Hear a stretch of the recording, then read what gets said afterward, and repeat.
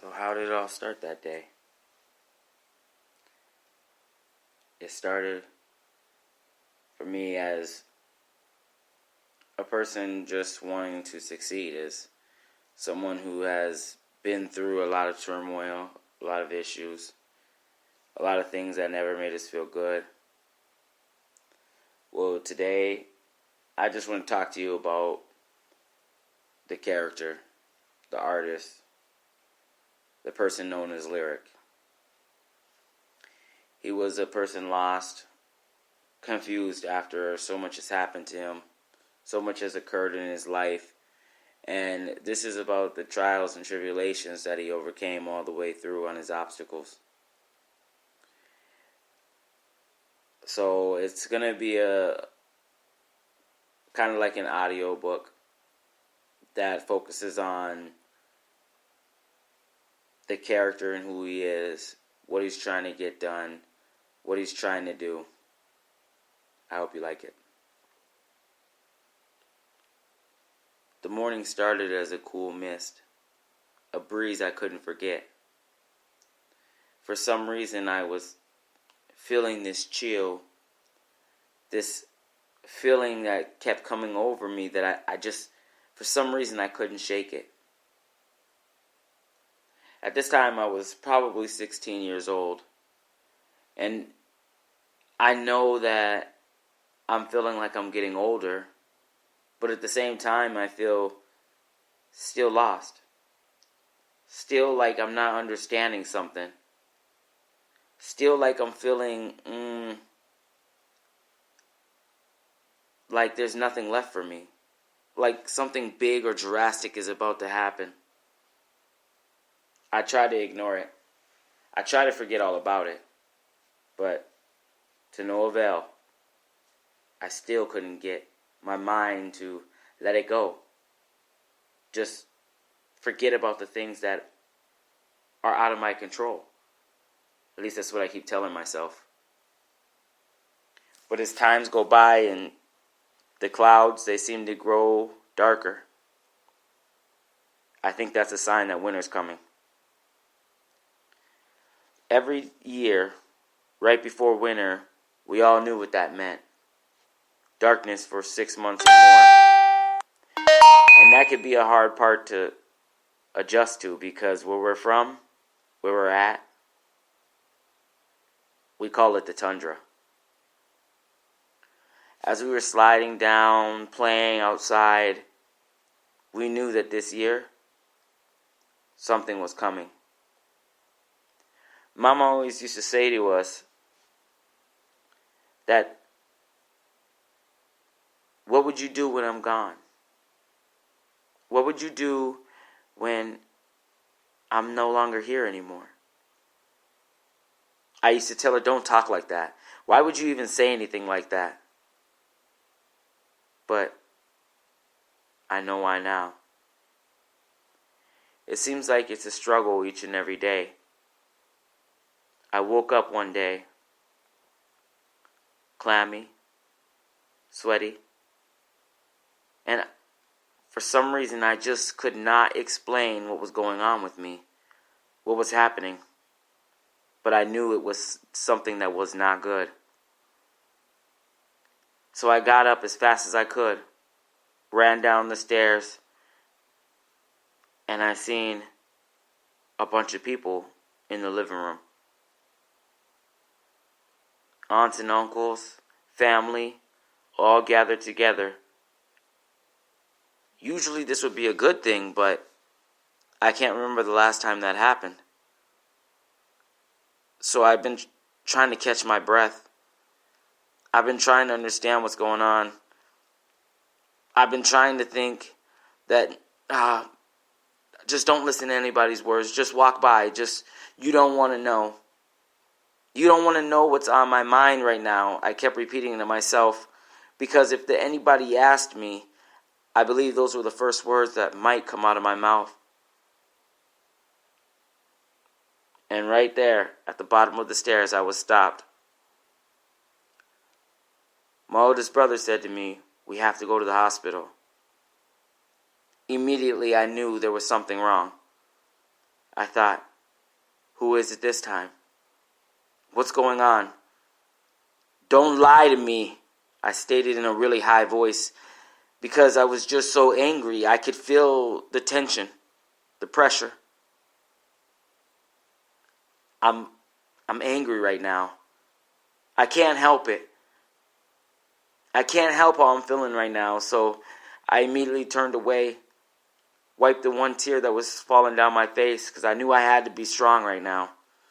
I knew I couldn't show no sign of tears or fear or anything else. He said, we have to go to the hospital. I said, okay.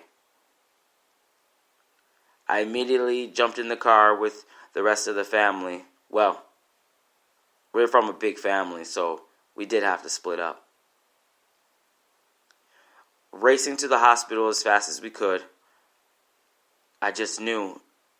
Now I officially knew it was Mama. I stopped and I took a deep breath right at the hospital doors before I entered. I can't believe this is happening. I can't believe this is really going to happen. See, everything that used to be, everything we've ever known, is now going to be gone. The glue that's held us together for so long is laying on the table fighting for her life. I don't know if I can take this anymore. I don't know if I can even think about it. So I just turned away, and I don't know if I can even enter through these doors. That's what I kept thinking. I'm mad right now because I feel like I'm going through so many things and no one hears me. All I could do was put my headphones in my ear and try to block out the sound for the moment. This was my way of calming myself down, bringing myself back to center ground. But no, this is not just dramatics. This is the real thing. Mama's about to go to heaven. And I'm so mad. I'm so mad right now because I just feel I didn't get enough time. I didn't get to say goodbye. I didn't even get to give her a hug, a kiss, when she could hear me, when she could see me. The doctor comes storming in to the lobby. Tears was running through everyone's face, eyeballs red, heads down. It was like you could see the morale taken out of the room. And I gotta say, I was the same too. At this point in time, I really didn't know what to say. There's not many times I might have lost for words.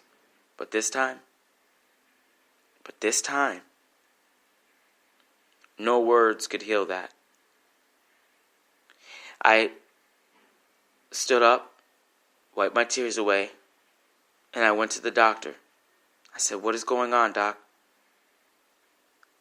He said, "The life support is not working. She's been here too long, and we must get her off." That is your choice, essentially, as a family.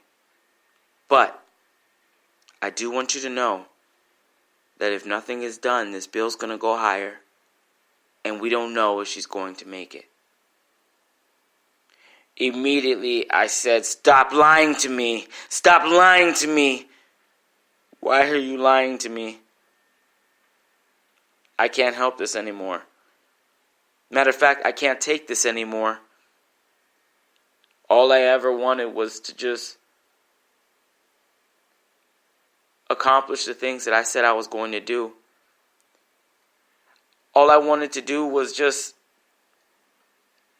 let her see me graduate and win state and do all the things that I told her and promised her I was going to do. But what do I do now? How do I handle all this? What's wrong with me? Why can't I figure this out? I began to immediately fall, and I started to pray because the older ones went in the room first. At this moment, I still didn't know what to say, but it went something like this, as I recall. Dear Lord, please, I'm coming to you and begging, pleading, hoping, wishing, and praying that you'll hear my voice, that it's not too late, that you'll not take Mama away, for we're not ready to see her go. We're not ready. We're sorry. We're so sorry about those times we weren't the best kids. We're so sorry about yelling back. We're so sorry about those times when we were just stupid and didn't listen. I know she said, what will you do when I'm gone? But Lord, I hope it's not today. Please, whatever you do, don't let it be today.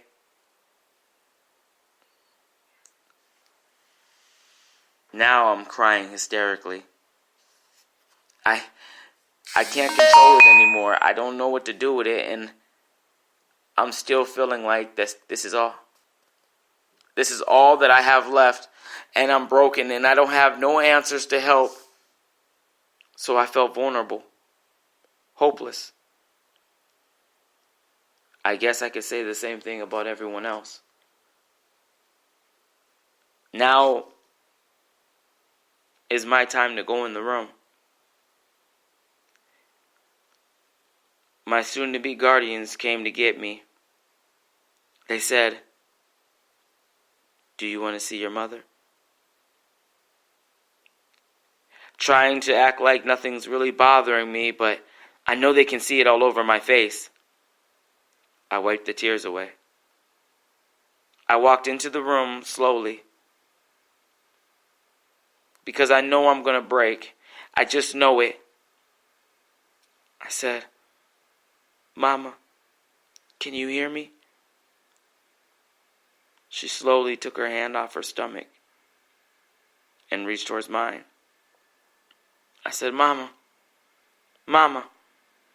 get up, Mama, get up, you're okay? She said, no, baby. I just have to tell you that I love you and I need you to hold the family together. I said, I can't. I can't do that. I won't do that. That's not what I want to do. I mean, I don't want to be... I can't do this. I'm not strong enough. I'm not you or Daddy. I can't... I just can't. It was like she just fell back to sleep instantly. And they took me out the room because now everything's going haywire. I walked out of the room at a pretty fast pace, as I recall. I can remember standing right in front of the family when I walked out the room.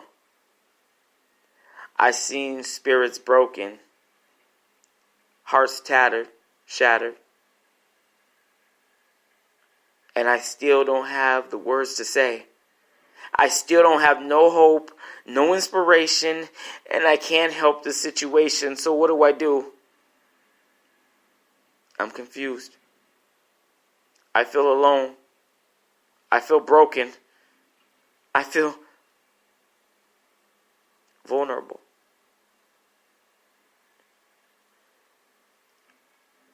About 10 minutes later, the doctors, they come running out of the room and say, please, you have enough time to say your goodbyes. I'm really furious now because I really hope and pray that the doctor's lying because we've been here before. And he assured us he was not going to take her this early. That's what he said. That's what he said. That's what God said to me. But anyways, I guess my prayers weren't strong enough. I guess That's what happens when they say that you don't understand. All I can remember is me telling her time and time again I love her. In my head. I know I said it about 1,000 times. With every tear that fell, I tried to match it with I love you as many times. I just can't believe this day is here. November 11th. One of the hardest days that has ever came this way. I'm not feeling okay today. Actually, I don't even know if I can walk through this room again. I don't know if I can even approach her another time because I feel like all I want to do is just scream.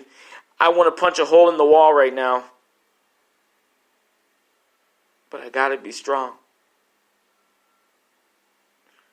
Before I go into the room for one last time, my brother stops me and he says, "You gotta be strong right now." I said, "What? Did you just tell me to be strong right now and I'm about to lose our mother and you're telling me to be strong?" Yes. That's exactly what I'm telling you. I'm falling apart. I'm falling apart because I don't know what I'm to do. But I just pushed through the room. And we're all standing at bedside. I remember the pastor doing a prayer.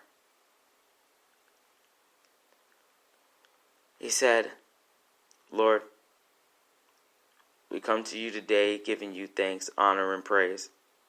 We give you all the honor, all the glory, and all the praise. And Lord, we pray for this family right here as they're calling out. They're crying out for you and your wisdom, your knowledge, and your guidance. We need you more than ever today. And we ask if you don't take this woman away. We can't take her away from this family, from these children.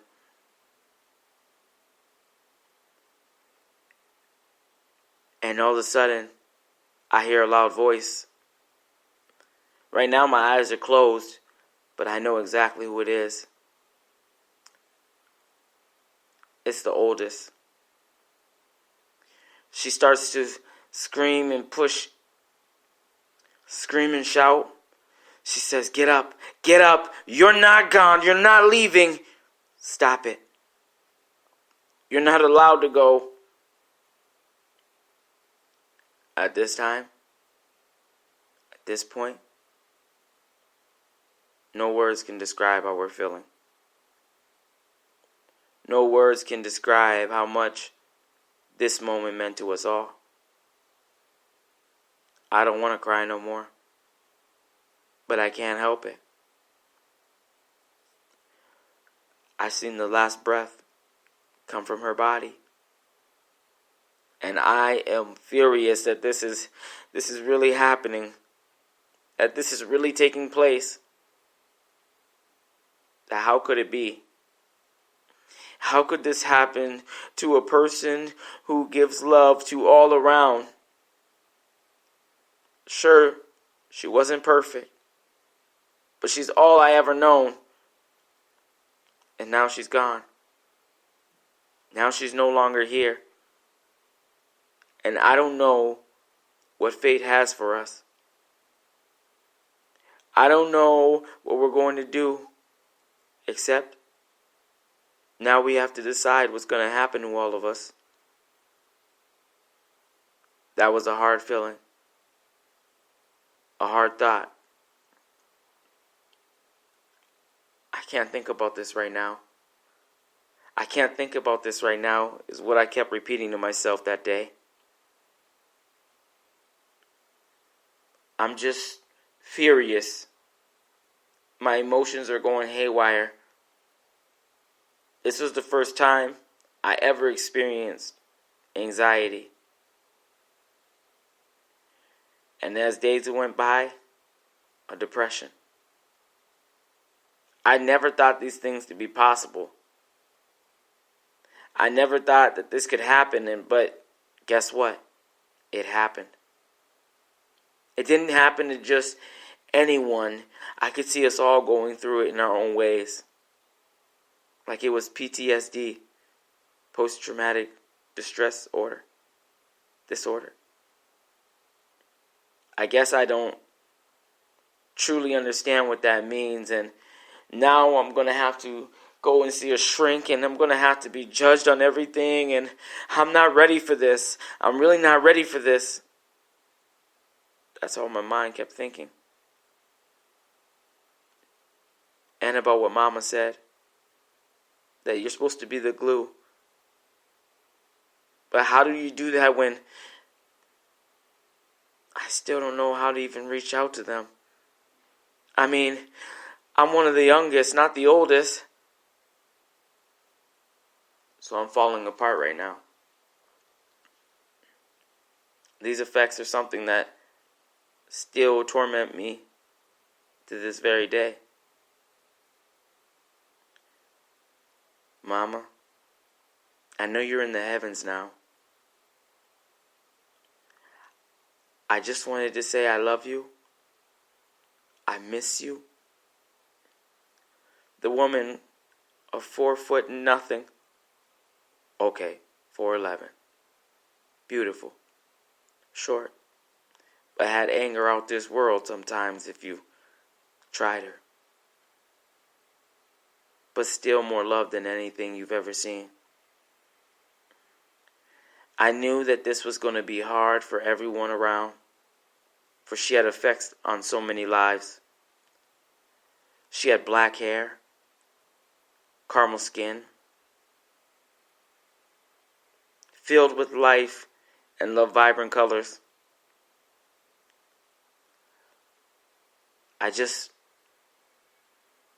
Right now, I would do anything just to see her face. I'm a little angry because I don't know what's to come next.